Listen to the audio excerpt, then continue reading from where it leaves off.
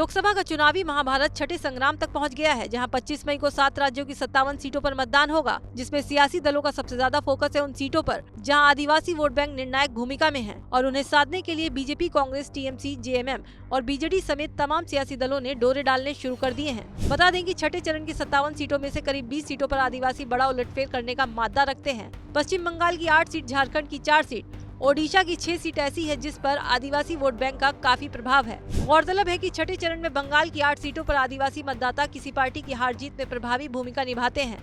इन 8 सीटों का कुछ हिस्सा झारखंड तो कुछ ओडिशा से लगता है। ये 8 सीटें संथाल, मुंडा और ओराम यानी कुरुक आदिवासी जनजातियों के बीच बटी हुई हैं।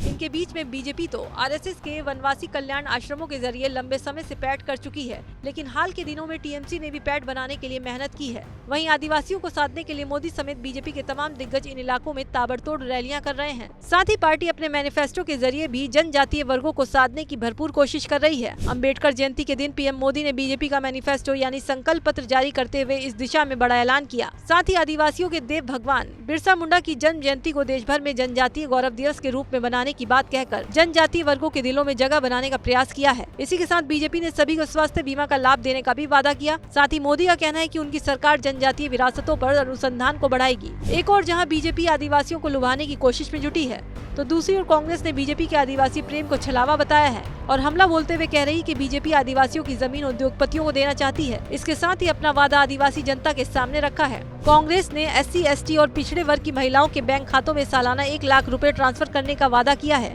साथ ही कांग्रेस ने आदिवासियों को जमीन का पहला मालिक बताया और वादा किया कि अगर उनकी सरकार बनी तो उद्योगपतियों से छीने गए जमीन विवादों का 1 साल में निपटारा किया जाएगा। बता दें कि चुनावी संग्राम में राहुल गांधी लगातार बीजेपी नेताओं और आदिवासियों को वनवासी करने पर ही हमला बोल रहे हैं। वहीं बंगाल में ममता बनर्जी ने भी बीजेपी को आदिवासी विरोधी पार्टी बताया। आपको क्या लगता है, किसके वादे और किसके दावे पर आदिवासी मतदाता अपनी मुहर लगाएंगे?